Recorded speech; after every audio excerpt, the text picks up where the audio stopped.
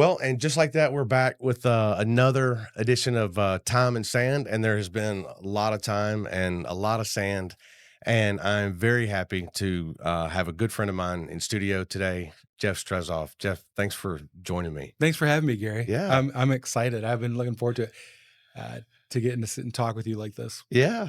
So, So, give everybody a quick intro, history, bio, who you are, what wow. you do. Okay, so I am the lead pastor at Grace United Methodist Church in Mount Juliet, Tennessee, and I have been at Grace for it'll be 14 years this year Mm, in June, and so I'm hoping to get another year yet. yeah. And yeah, we've been through a lot as a community.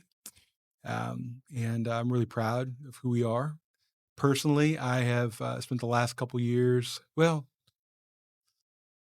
yeah, the last couple years doing a lot of theological reflection and things like that. Yeah. And I've become pretty involved in doing a lot of writing. And this year, I'm looking forward to having some opportunities to get out and do some speaking Yeah. outside. And yeah, so Okay. I think that's about it. Maybe we'll uncover more as we're talking. I'm sure we will. Yeah. You've written several books. I have. Okay. Yeah. Tell us about a couple of those. Okay, so actually, one's going to come out this week, and it is called. You'll catch a theme right away. This one is called "The Certainty Trap." Yeah. In fact, I've got a manuscript right Yeah, here. is that the one? Yeah. Yeah. Okay, so I got it back from a friend of mine who is he is a mental health professional. Okay. Because in that book, I dive into a lot. Did you read it yet? Have you read it? I'm 5 chapters in. Okay. And I'm loving it, by the way. It's All an right. easy read. Good. But it's impactful though. I mean, Yeah. you don't mince words. You go directly for Well, yeah. So here's my thinking. Well, okay. So real quick, some of the books, yeah. and where I said you'll catch the theme. So the Certainty Trap is right fresh in my mind because I just finished it up and submitted it for review and everything this morning. Okay. And so I had given it out to a couple of my a couple of my friends, and then a friend of mine, Brendan, who is and I think you've met him. Yeah. But he is a mental health professional. He's retired now, but I dive into some of the science behind some things, and I wanted to make sure that because I'm not a scientist, right? Right. So mine's just my own research. And I wanted to make sure that I got the science right. Mm-hmm. And so I was waiting to hear back from him, and I heard back from him right around the new year. And so he was like, "No, I think it's good." And then his thing was, so my next question, Jeff, is how do we do that?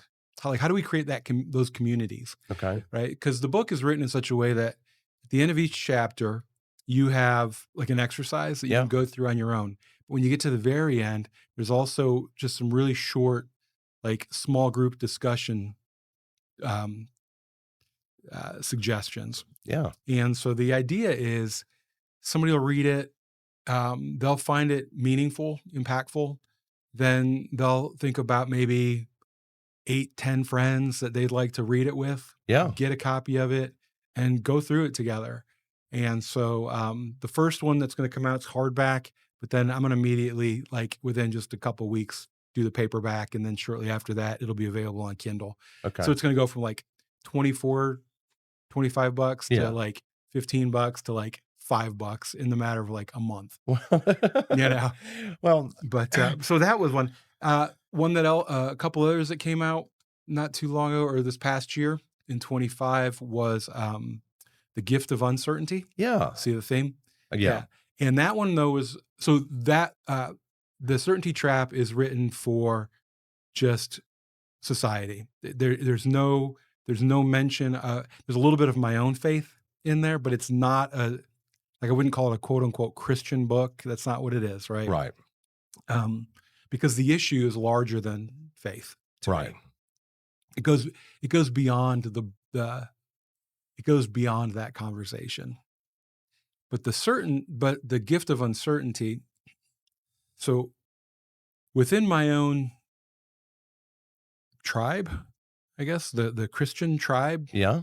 I feel like there's some issues that I want to address. Mm, And one of them is the sense of certainty that masquerades as faith. And so what I decided to do, and it started, the decision to do this started in 23,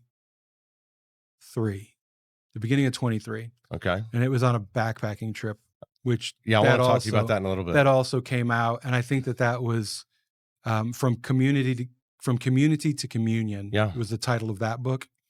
And that was just a reflection on the 100 miles I did on the Appalachian Trail Yeah. in like 10 days or whatever.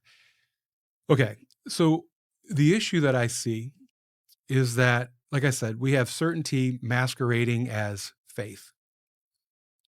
Well, certainty actually just leads to fundamentalism.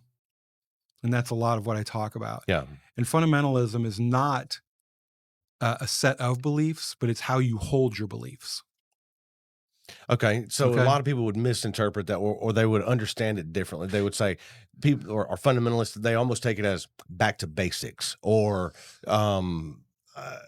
the core values, or Right. something, Yeah. something like Well, that. and within the Christian community, right, a fundamental, like when we say a fundamentalist, what we often mean is someone who holds a more, I even hesitate using the word traditional, because it's traditional only like within the last 150 years. Okay. Yeah. But just for the sake of discussion, they hold a more, within the Christian community, when someone says fundamentalist, they're talking about a traditionalist, all right, as opposed to a progressive. True. What I'm saying is that traditionalists have their fundamentalists, progressives have their fundamentalists, atheists have their fundamentalists. Yeah, you're using it in a way of almost saying how strident someone is in their belief. Yes, that there is, Okay. that you have mistaken your beliefs, your opinions, your perspectives for absolute truth. And I don't think anyone can claim to know absolute truth. And so with the book, The Gift of Uncertainty, what I did, and that is written specifically for the Christian community. Okay. And so so that's one of the events I'm going to be doing in February right here in Mount Juliet, and we're going to go through this topic. The other one that I mentioned, I'll get back to this here in a second. I'm kind of dancing a little bit. That's okay. I'm going to get an opportunity to go speak at the University of Cincinnati Yeah. this spring, and we're going to go over the stuff that I talk about in The Certainty Trap. Oh, great. So that'll be really exciting. Okay, so in The Gift of Uncertainty, what I talk about is, right off the bat, there's a huge divide between the earliest followers of Jesus. You and I were talking about this at dinner Yeah. one night. Yeah, absolutely. And so you have James, who represents the early movement of Jesus followers based out of Jerusalem. James, the brother of Jesus. That traditionally, that's Yeah. what we say, right? And so in order to have this conversation, I also have to give up some of the nuance I want to always give things, right? Yeah. Like sometimes I'll say, well, Jesus, I even struggle sometimes at saying, well, Jesus said. I have to say, well, so-and-so wrote that Jesus said. Yeah. Okay, because we don't really know. But anyway, so what we do know is that there's a church, or there is a community in Jerusalem that seems to be led by a person named James, who tradition tells us is the brother of Jesus. Mm-hmm. Tradition also tells us that he is a person that knew the person of Jesus personally, like had met him, Right. walked with him, learned with him, and he has become the leader of this movement. Mm-hmm. It's still very embedded in in Judaism. They're meeting at the temple. They're Torah observant, all the things. Jewish law. Yeah, They're still very observant. They are of Jewish law. They just claim that Jesus is the Messiah. Yeah. And they're trying to figure out what that means. That's really a lot of the New Testament is they're all just trying to figure out what that means. Who is this guy? Okay, so you've got him. Then you have this other character named Paul, who at the time of Jesus is participating in the early movement is participating in the persecution of James and that crew. Right. All right. But then he has some sort of significant emotional event, which in the book of Acts tells us it's on this road to Damascus, right? Mm-hmm. And then Paul references it in some of his own letters. So we don't. I mean, if you read the Bible literally, he goes blind. There's this miracle. He hears Jesus. He speaks to Jesus, and all this kind of stuff. If you don't want to read it literally, that's fine. But there's at least some sort of a significant emotional event that changes his opinion about Jesus. I think that's fair to say.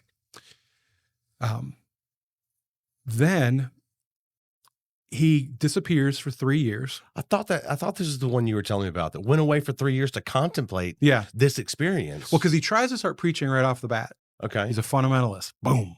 Right? Because that's what happens. Whenever you convert, you immediately become a fundamentalist to whatever it is you've converted to. I kind of identify with that. Absolutely. Right. Right? We all do it. I did it when I became a Christian. Yeah. And so he started, and it wasn't working so well. And so actually the early church leaders in the area around Damascus, and so they were like, and they're like, you gotta get out of here. Right? Like they're going to kill you. And so they help him escape. And it says that he disappears into, basically he heads east. He's out in the desert. It says that he's in Damascus. He shares some time, but for 3 years, from his conversion to the time he actually goes and talks to Peter, it's 3 years. Wow. And he's processing all this, right? And in the book, I talk about how he's a Pharisee. And so he's looking at it. He's processing this new belief in Jesus through a Pharisaic lens, but he's also a Hellenistic Jew. And if you're not familiar with Hellenistic Judaism, you can read people like Philo of Alexandria and kind of see how they approach their scriptures. Very allegorical. And you go through all this in the book. Mm-hmm. Which one is this? That is the gift of uncertainty. Okay. That I go through all that. I got to get that because it's written specifically for Christian community. Well, it's still a fascinating story. I think so too. Even for somebody that's not a Christian. I'm not a Christian. Yeah. And honestly, I had not. When you and I sat and you started telling me all these things, I was just engrossed by all these details that you were giving me. Well, it's fascinating. See, and that's one of the things that I think that we have reduced Christianity to this sort of formula that makes it a lot less interesting, right, and a lot less engaging. So Paul, again, Pharisaic Jew, also Hellenistic Jew, which means that he doesn't read the Bible literally. He does not read his scriptures literally. Okay, and which is why he writes things like Jesus was the rock that the Jews were getting water from during the Exodus. Like that, he doesn't mean that literally, right? They weren't out there hitting Jesus with a stick to get water out of him, right? But it has to do with what he's providing. Okay. Anyway, that's a different story. He's also, though, a Roman citizen. So there is this cosmopolitan worldview that he begins to process this new belief through. And then the final one is Stoic philosophy. Stoicism is the philosophy of the common person. And he grows up in Tarsus, we're told. Well, Tarsus is third only to Athens and Alexandria as far as the school of philosophy at the time. It's a very academic area. Right. In fact, the governor had been the personal tutor of Caesar and had been sent by Caesar to Tarsus in order to revitalize the academia there. Okay, so Paul grows up in that. Wow. And now just all you got to do is think about your own personal experiences. Whenever you have new information or a belief change, one of the things that you do is you run it through all of your filters, all of the things that you have come to believe, all of the ways that you believe about the world, all of the things, and you begin to try to make sense of it. And so that's what Paul does. And so then Paul begins to go out and begins to teach. And of course, he's going to teach to a Gentile audience primarily because he has combined so much of these things together. He's a bridge. Mm. So he's bridging. Now, yes, he goes to synagogues first, but his primary audience becomes Gentiles. And so he also has to process that. But again, that's the cosmopolitan worldview. And so James gets mad about this when he catches wind of what Paul is saying. And so he starts sending people behind Paul to correct Paul's theology to the new converts in these communities that Paul's creating. And it pisses Paul off, right? And Paul gets so angry at one point, he says, if they're so worried about circumcision, why don't they just castrate themselves? Yeah, Right? because James and his ilk were so concerned about maintaining Yes. Jewish law and Yeah. continuing to do the things that they had been Right. doing. Yeah. Okay. So you've got, and which is very funny because then Paul calls them false prophets. And so the interesting thing to me is at the time, the uber conservative within that movement are the ones that are being accused of being false prophets, not the other way around. Wow.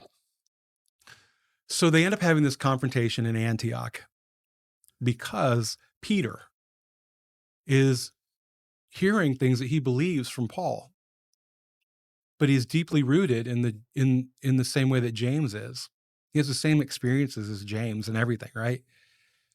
I mean, they're both, as far as we can tell, like even from the same region, and they're both fishermen, and they're both like, but he started to eat with Gentiles and associate with Gentiles because he believes what Paul's teaching. And then James sends people, they confront him, and then he withdraws. And then Paul confronts him and says, you're being a hypocrite. Like, what are you doing? And so they all get together and they try to figure this out.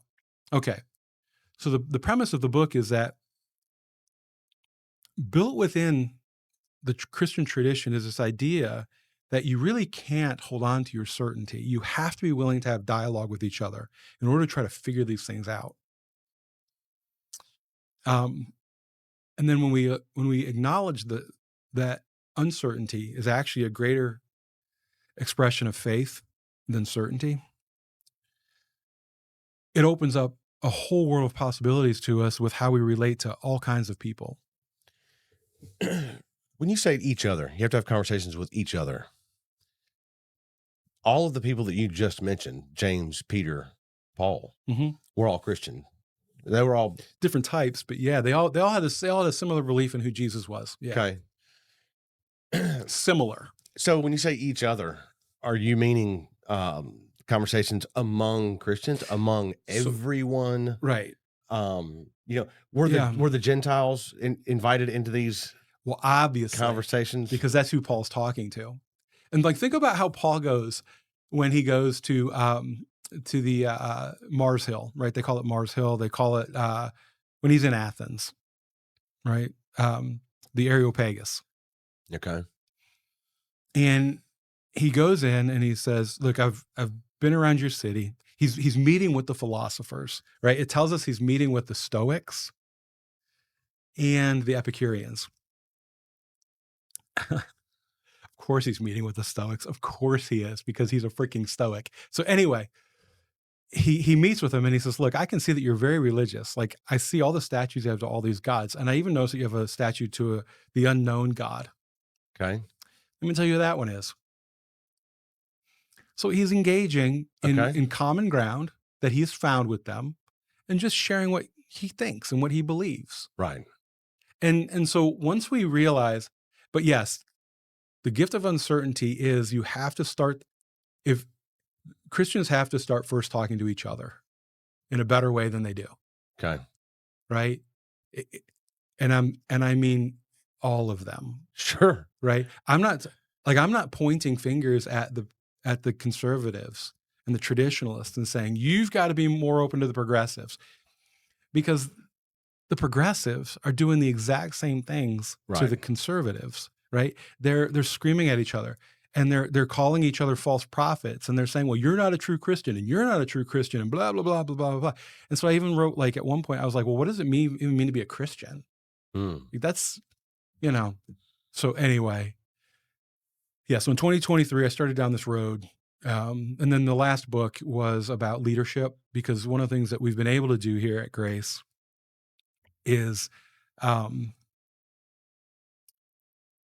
transform a community. Mm.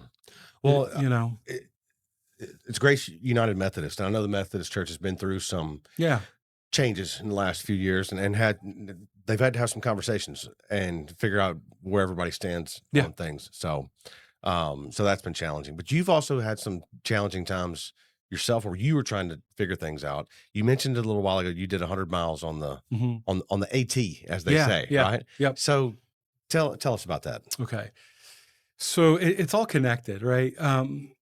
In 2020, you live here. We It was bad, like right, like the year started out, and we had the tornado that ripped through our community, Hmm.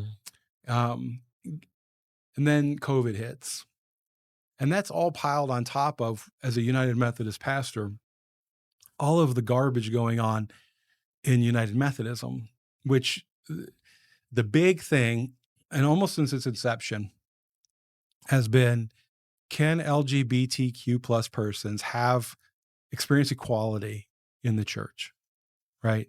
Um, the sticking point was, should I, as a clergy person, as an ordained elder, be allowed to perform a same sex marriage or not? Right. Right. And the other point of that, the big kerfuffle was around whether or not LGBTQ plus persons should be allowed to be ordained. And so this fighting had been going on, and it just kept getting worse and worse and worse and worse and worse. Then we have a tornado, then we have COVID, and actually during that period of time, things for me calmed down a little bit, Okay. because those the tornado anyway brought everybody together, Yeah. right? And it was actually this beautiful moment of like people just coming out and food trucks showing up to serve people that were out working, Oh yeah. and it was wonderful. But even in that, you could see glimpses of what jerks we can be, Mm. right? Like especially within the Christian community, like churches wanting to claim service projects as theirs, right? And it's like, good Lord, people, just help. Yeah. Yeah. Like a friend of mine, his house, he was right in the path, and so we knew about it. We sent some people out, and we kind of helped them uncover, and like a few days later, like by the end of that was like right at the beginning, and then like a week within 5 to 6 days, a group of people show up, and they've all got their matching T-shirts on, right? Yeah. And they go and they tell my friend, the church is here to help. And my friend was like, yeah, the church has been here. Yeah. Right. But it's like we have to take time to get our matching T-shirts in order to then go out and help so we can promote our churches. Right. And I'm like, oh wow. and so that was kind of troublesome to Yeah. me. And then COVID, and then I was like, okay, this could be a pause for a moment. But then of course we immediately turn an issue into a weapon, Mm. right? Because Yeah. that's what we do. Nobody's actually trying to solve problems anymore. Yeah. We're trying to take problems and use them as weapons against each other, Sure. which is what I just wrote about also in The Certainty Trap. Shameless plug. Yeah. Available on Amazon. Just search Jeffrey Stressoff. Fine bookstores everywhere. Yeah, right. But so COVID hits, but what happened was all of the fighting in the church stopped because nobody was here Oh. Well, and then I feel like they also had a common enemy because for a moment. they were being told to not gather. Yeah. So now we must circle the wagon, so to speak. How are we going to do this? What are we going to do? And Yeah. so one of the things I did at the time is I brought together a group of people that I knew disagreed, and I formed a team. And my theory was, because again, this is like how I've been thinking for years already, but it hasn't all sort of come together in that perfect storm yet. But I brought together people that I knew strongly disagreed about like the use of masks, or whether or not we should even be gathering, or whether or not, like I had people there were like, COVID's not even a real thing. Yeah. And I had people who were like, I'm never going to leave my house again. Right. Okay. And I brought them all together on Zoom. Right. That was going to be my next Right. How did you manage that? And I said, I began each meeting with, our goal today is to just come up with something that we can all live with. Yeah. If you leave this meeting thinking you got everything you wanted, we have failed. Mm.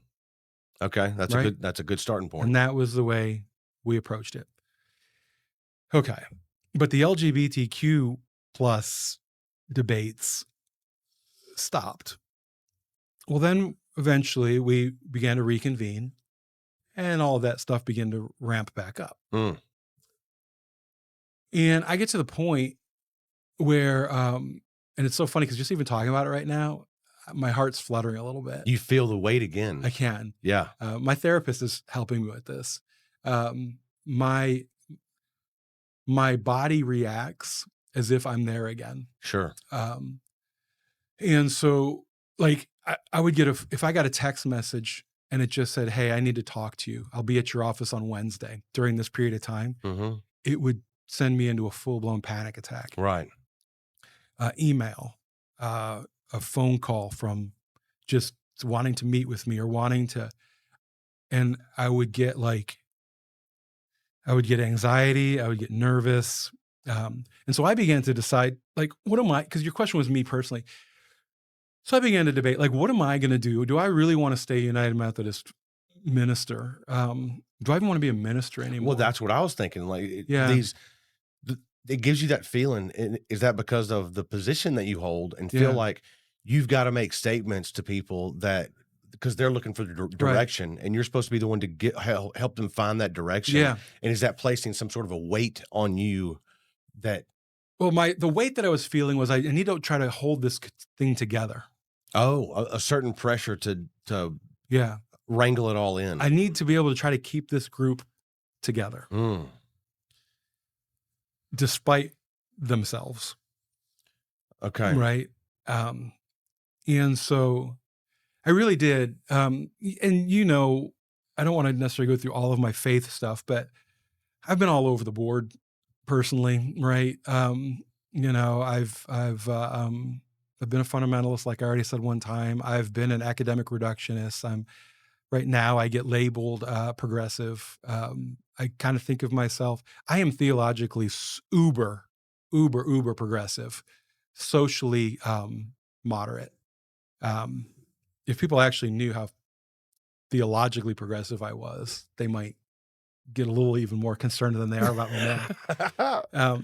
But So you felt all this weight. so I'm feeling all this weight, right? And I'm like, what, what do I want to do? Do I just want to become a barista at R Starbucks, right? Or okay.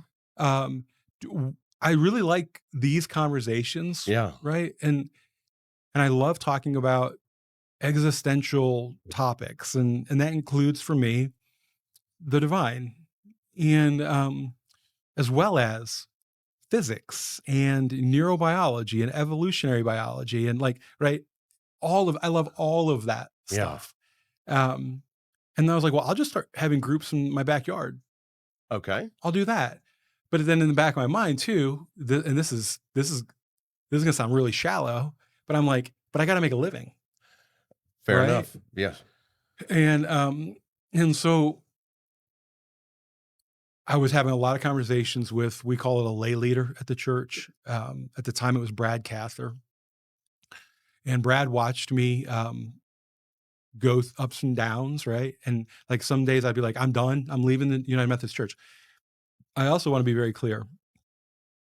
I never considered leaving the United Methodist Church because I had a problem with LGBTQ plus inclusion. Sure. I'm fully on board with that. In fact, when it You got a problem with the infighting. that was my problem. It was Yeah. the fighting. Why can't And we I was all like, get I just along? don't want to fight anymore. Right. Right. And then so finally in the beginning of 23, I made it public that I was going to remain a United Methodist pastor with the hopes that our discipline would eventually change to include for full inclusion of LGBTQ plus persons. I just sort of came out of the closet with it, right? People close to me already knew that about me, Mhm. but I was like, this is who I am. I'm not going to leave. Now, I'm not going to make that decision for Grace United Methodist Church. They have to decide what they're going to do. Was there some fallout Oh, the from proverbial shit hit the fan. Like, Oh, it was, people got angry. But the church leadership itself, I said, you have to make a decision. This is my decision. I'm going to stay United Methodist. You have to decide what you're going to do. And the leadership team got together after things started going sideways. Like, people started really pushing hard that the church should disaffiliate and all this kind of stuff. Mm. And we had the district superintendent come in, and that got ugly, and people showed just their ugliness for the, like, it just started all coming out. People were like, Mm. "Are you okay?" And I was like, "Actually, I'm really glad it's getting aired out, because I've been holding all of this in for so long. Yeah. Now it's just coming out, and it's almost like cathartic for me, Okay. right?" And in fact, at one point, I got up out of this meeting and I went to, because I had to blow my nose. People came out and they thought I had left because I was so upset. And I was like, "No, I just needed to blow my nose. I'm back." Wow. And so, You know it's tense. yeah, so the leadership team meeting had a the leadership team had a meeting. I recused myself. Other people stayed because I don't know if they wanted to pressure the leadership team or whatever, but people came to this meeting to observe the meeting. Mm. Leadership team decided they weren't going to disaffiliate. They were going to stay United Methodist and just see how it all plays out. And immediately 30 people left the church, Okay. and then started a campaign to call to get other people to leave the church Mm. also. Started telling people things about me, calling me a liar, telling them that I'm not a Christian, Mm. that all of these things, saying ugly things about Brad. And so that all happened. And then 2 weeks later, I had already had it scheduled. I hit the Appalachian Trail, Okay. and I walked for 100+ miles and just thought about it. Okay. And came back with in a much better mind space Yeah. of stop trying to figure people out. Yeah. Um, don't try to make sense of other people's logic. Mm. And at the end of the day, people are going to do what people want to do. And they'll develop the logic to support what they want to do. Mm. And that's okay. And it was so funny because as I was walking, I went back and I read my journal this past year as I was writing, from community to communion. And no, the other one anyway. Um, and I wrote in there about Johnny Depp's character, Captain Jack Sparrow. Yeah. And in the first one, he gets left on an island, and the two people he's with, they're like, "How come you're not angry?" And he goes, "They did right by them." And I thought to myself, at the end of the day, people are just going to do what they believe is right by them. Yeah. And that's okay. Right. And so I had a sense of peace about me. Yeah. And I went back and started reading more Peter Rollins again. And about that time, I came across a guy named Peter Enns. And he started giving me some language to some of the things they both did, some language to things that I had been thinking and feeling for a long time. And then for 2 years, 23 and 24 were really rough. Financially, the church took a beating. Socially, we took a beating. Um, I had to fight back against the vacuum swing. Do you know what I mean by that? No. So when all of a sudden you lose all of your conservatives in any sort of organization, all of the progressives feel like now they are in control. Sure. Sure. Well, it's just like when a country loses, somebody important. There's a power vacuum. Yep. You know. Yeah, and it always happens, right? You have this pendulum swing, and it's like a reaction to. Sure. And so Grace is a place where everyone belongs. Everyone. We'll talk in a minute how you don't take that lightly, but Yeah. And so I had to explain, even though I am progressive, to my progressive friends that we are not a progressive church. We're a church that welcomes and openly accepts all people. Mm. And that means progressives have to accept conservatives and Okay. traditionalists. Not just, we can't just be forcing traditionalists to accept us. Sure. We have to be willing to accept them. Wow. The person who wanted to vote for Kamala and voted for Kamala at Grace has to be willing to sit next to a person who is going to wear a MAGA hat during the week. because that's what I think we're actually called to create. Mm, that's a challenge. It is, and a good friend of mine, Lucas, Yeah. um, always points out to me that the model that I'm trying to follow always leads to crucifixion. Say that again. The The model that I am trying to follow Yeah, always leads to crucifixion, because no one is going to be happy with you. because at the end of the day, fundamentalists, and remember, there's fundamentalists on both sides, Sure. will figure out ways to kill you. Right. Okay. Wow. And that's the story of the cross. That's Okay.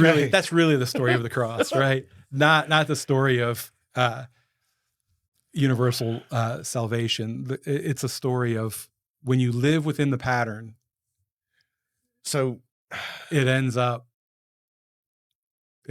being self-sacrifice becomes the ultimate goal.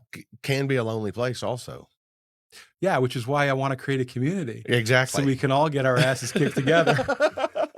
Well, I think what you're trying to do is trying to show people how to love people Yeah. and create community with people that aren't necessarily exactly like you, but that's okay. Oh, it's better. Yeah, yeah. Yeah, not even okay. It's better. It adds to the richness and the diversity. Yeah. And if everybody's stories were just like yours or just like mine, Yeah.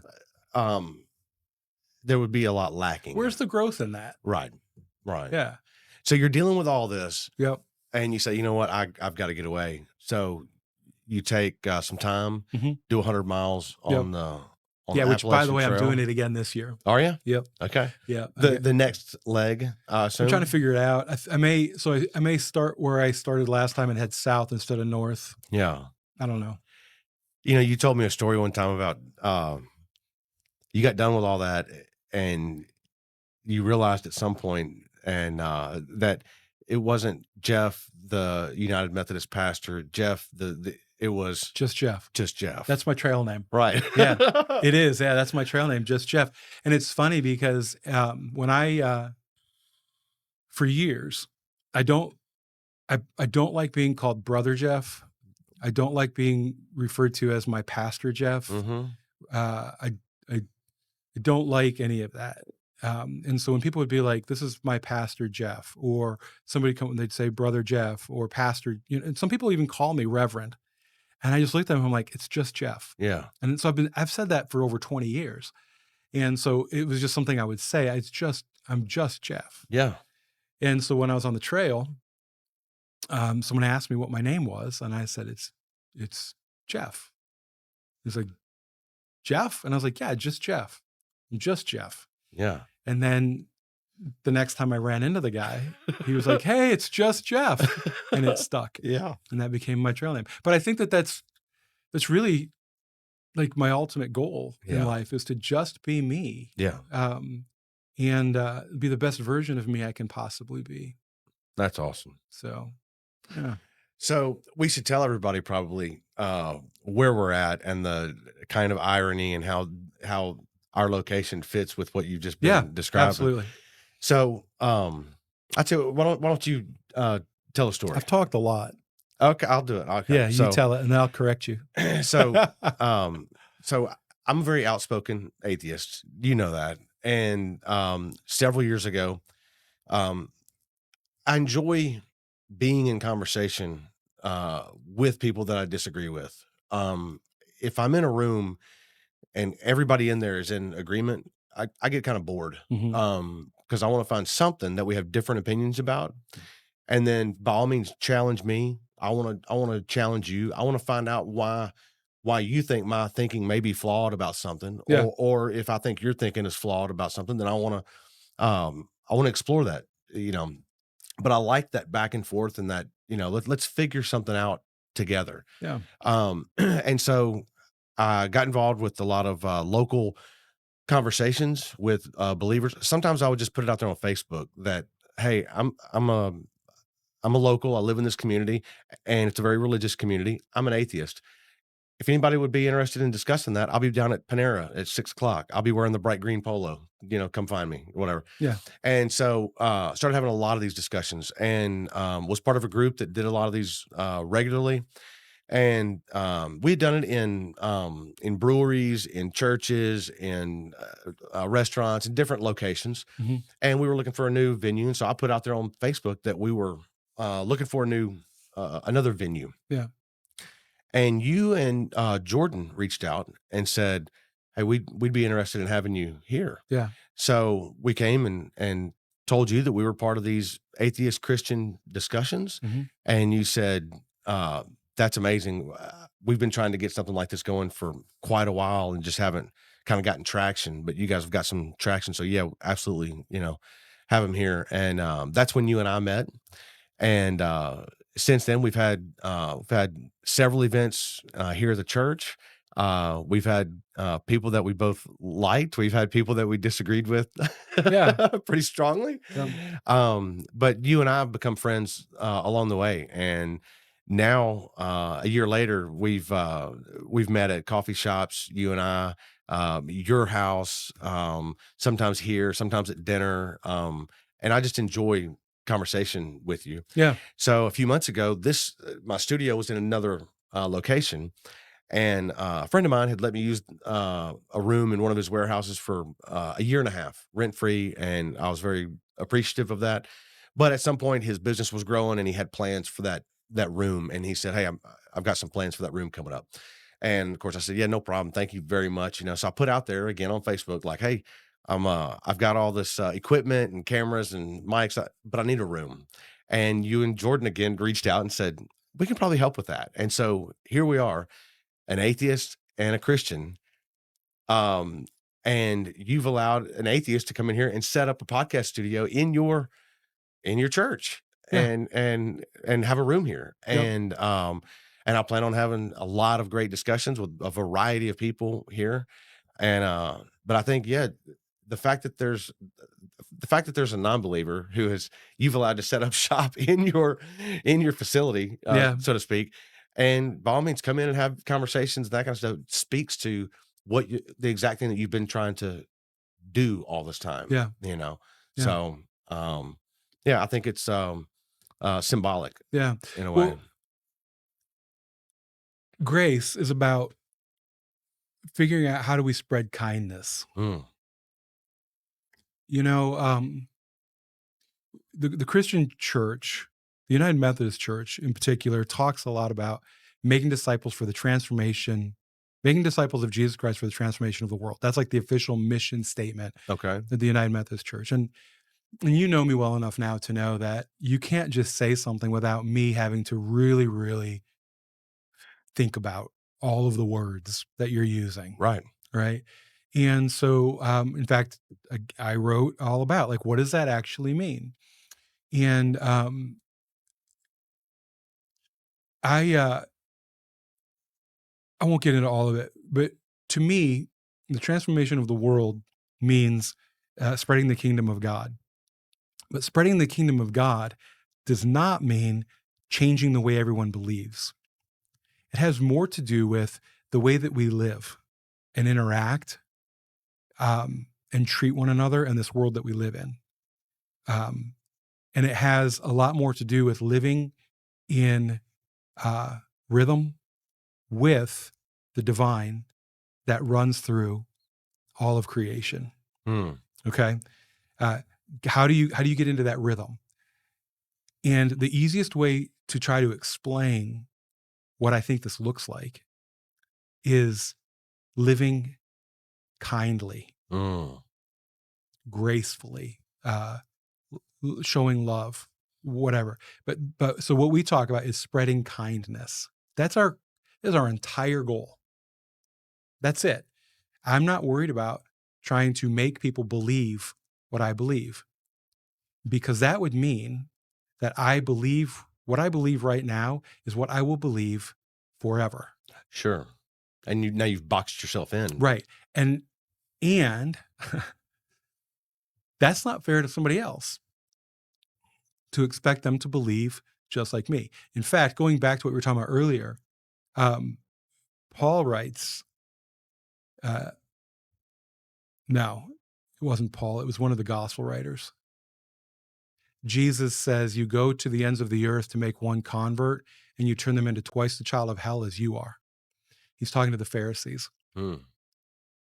I think that often when we think about like making disciples, is all we're actually doing is throwing a form of slavery onto them Mm. and binding them rather than loosing them.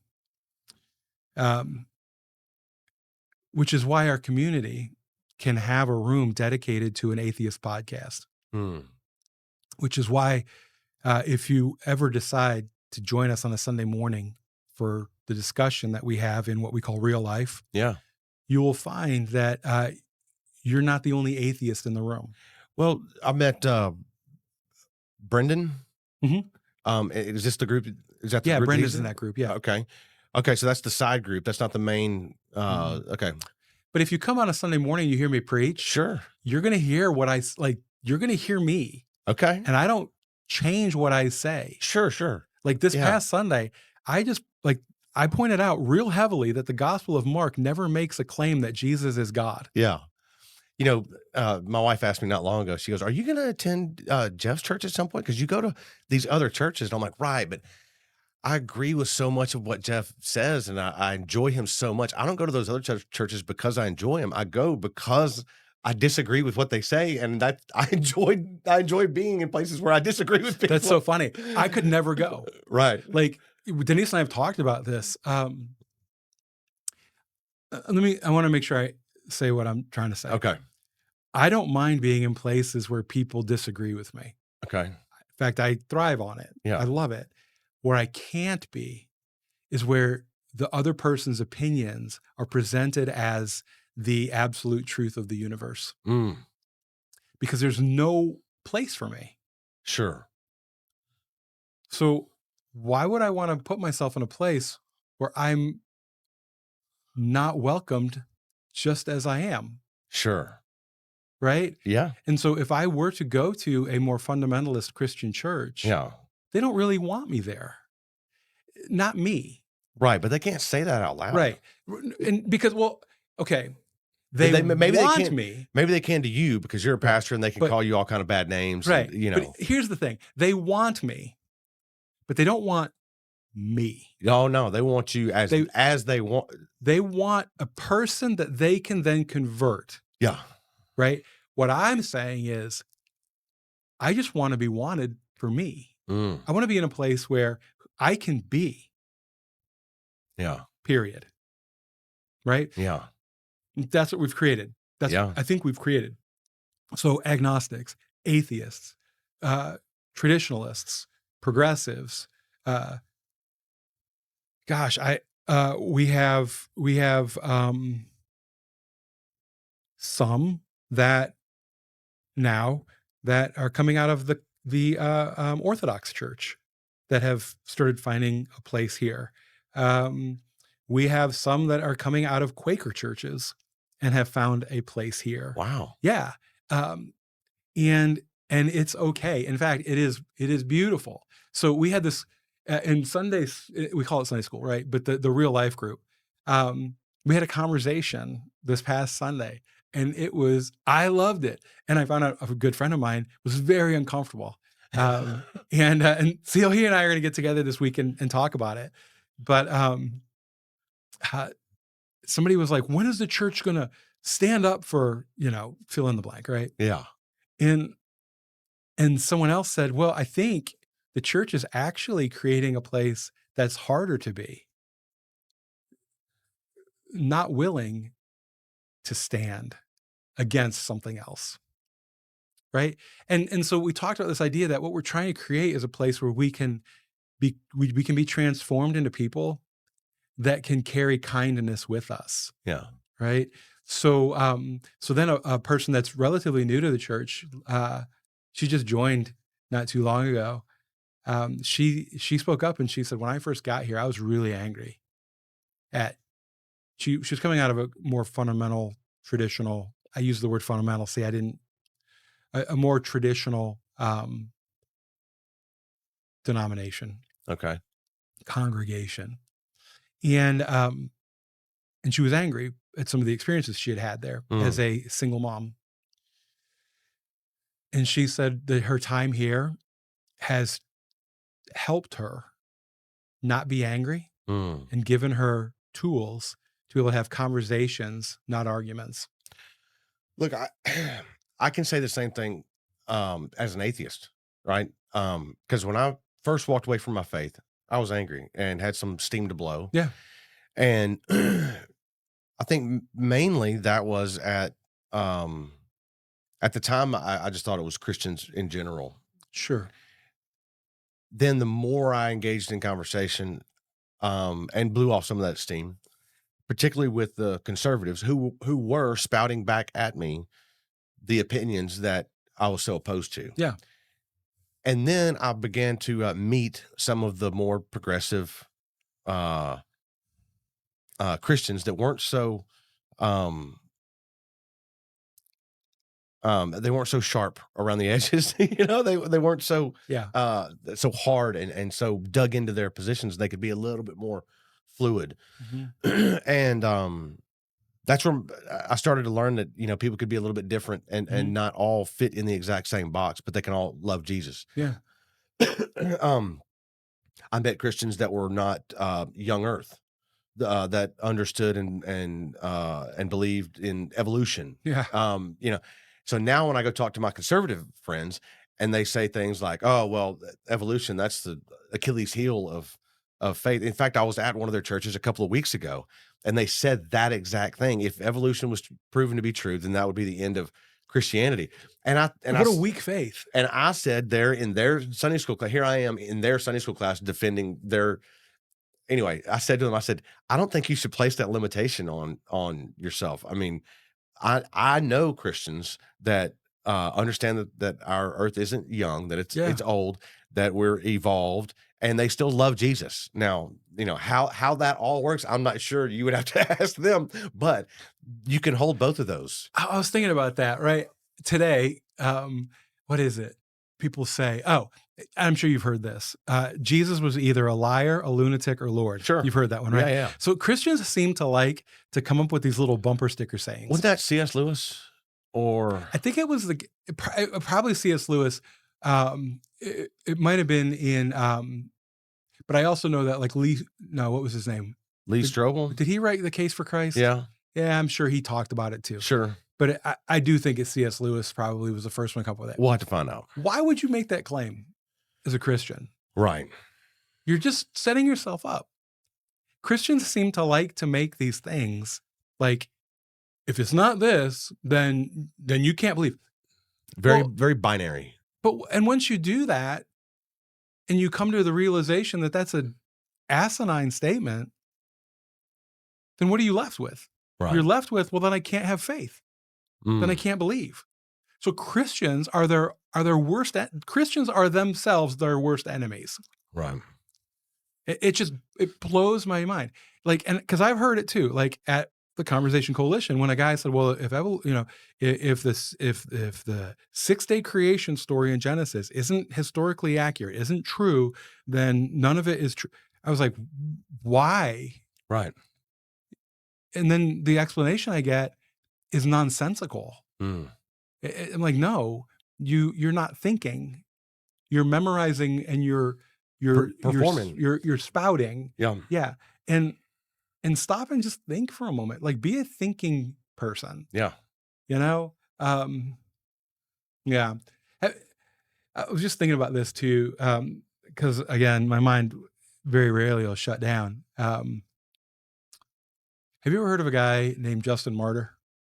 The name sounds familiar. Okay, so Justin Martyr was a Palestinian Christian um, back in, let's say, around 150 CE. Mm. Okay, he uh, he developed this idea, this Greek word called spermatikos.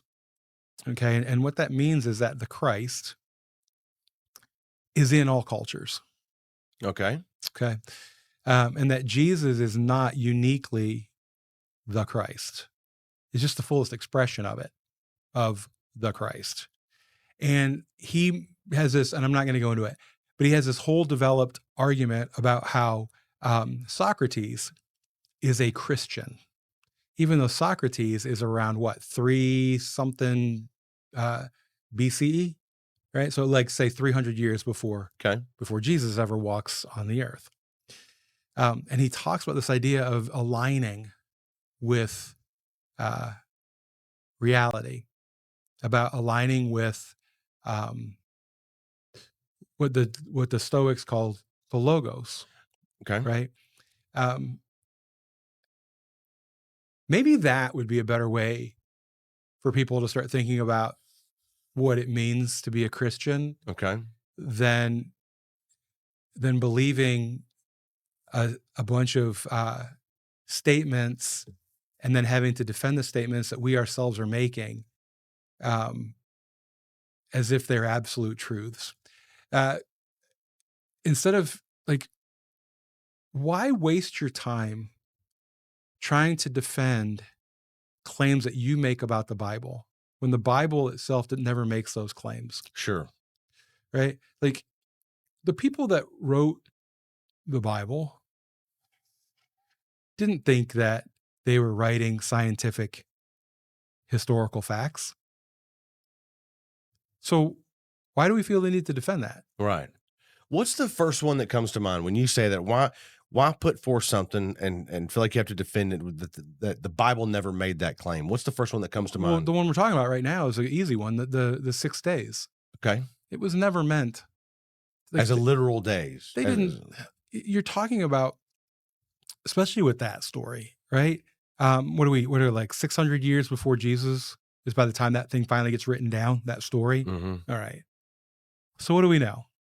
We know that that story seems kind of, first of all, there's 2 of them Right. and they themselves don't align. Most Christians don't know that. Yeah. There's 2 stories and Right. they themselves don't align, right? Right. The second story doesn't mention anything about 6 days, and it has humans being created out of order compared to the first one. Right.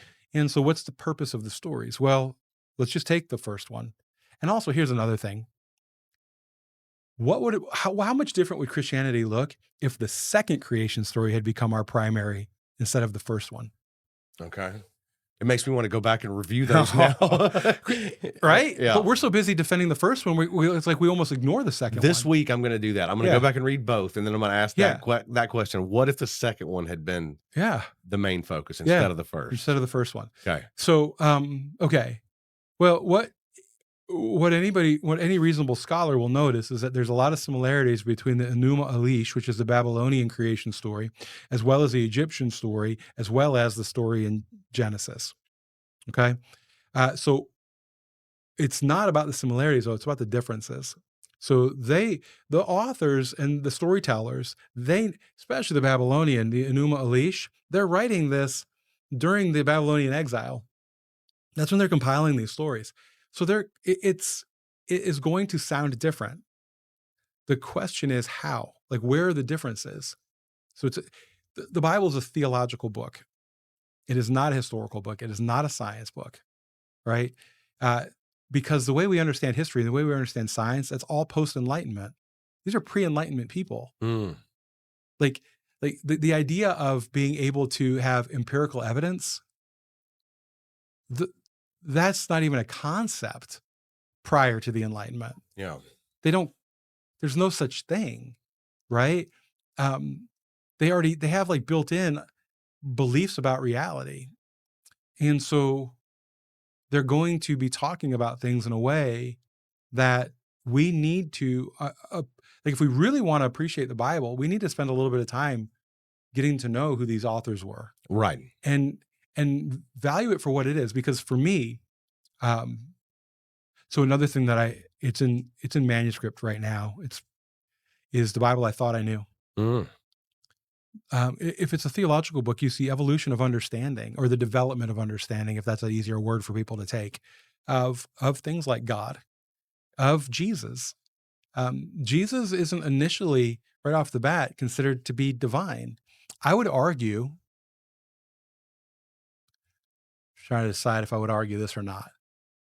right now, today, sitting here talking to Yep. you, I would argue that you really are hard pressed to see within the Bible the authors making a claim, an overt claim that Jesus is God. That's a theology that develops over time. Mark never makes the claim. Matthew never makes the claim. Luke makes the claim that he is the Christ. John makes the claim that he is the Logos.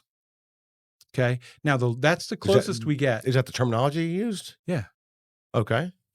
Yeah. The word that the English word we translate as when we say, okay, in the beginning was the word was with God, and the word was God. Okay. That what we're saying as word is actually Logos. So in the beginning was the Logos. The Logos was with God. The Logos was God. The Logos was with God at creation in the beginning. Okay. Okay. Now, what John does is really poetic beauty because he starts interchangeably using a masculine pronoun for Logos Mm-hmm. and then begins to interchange Jesus with Logos. But the initial claim is that Logos is a Stoic philosophy term. And it talks about that there is this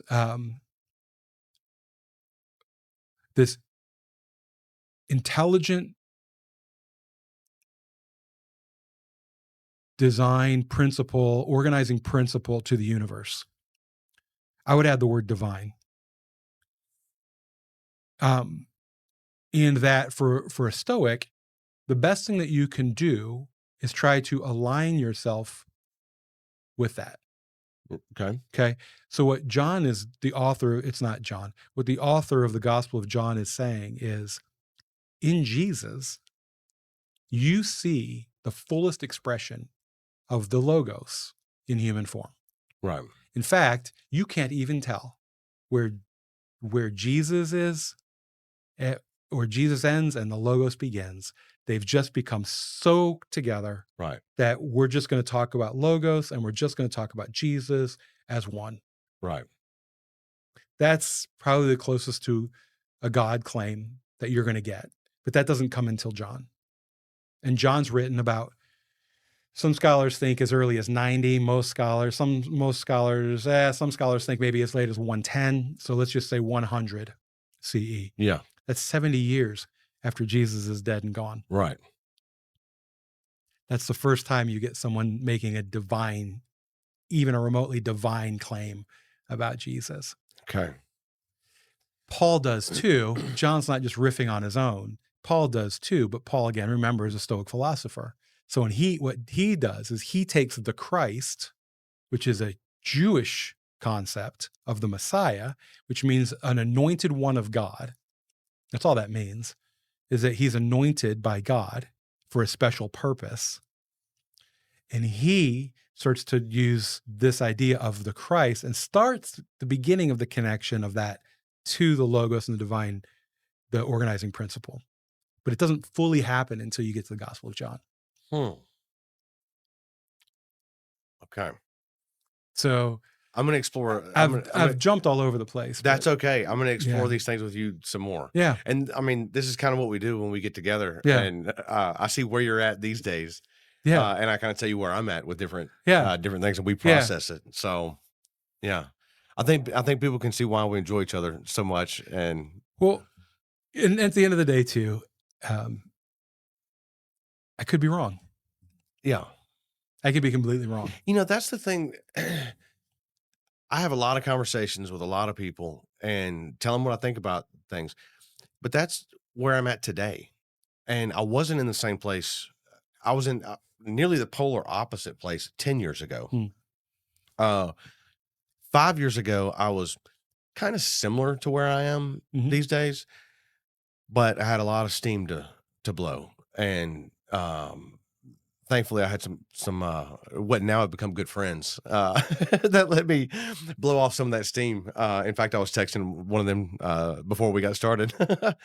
And who knows where I'll be in 5 more years. But I love exploring the topics, Yeah. and I love seeing why we believe what we believe, how we got here, how we're coping with it right now. and then where we can go Yeah. based on those things. Yeah. So, I hope you'll come in and see me dozens more times. Yeah. Well, we're gonna get you on Living on Common Ground. Okay. Yeah. Lucas and I are planning on having a meeting the next couple of weeks and trying to lay out a couple months of episodes. Okay. So, Yeah. yeah. Well, I'll be happy to come on and tell you some of my story Yeah. and spend some time with Lucas and Yeah. It'll be great. I'll be the minority in the room. Oh yeah, that's right. Because Lucas Lucas is is an your other atheist atheist too. buddy. Yeah, yeah, yeah, Yeah. yeah. So, Okay. yeah. Well, good. We'll have to do it, Yeah. man. It'll be Thanks for good. coming in. Thanks for having me. All right, I buddy. greatly appreciate We'll it. do it again. Yeah.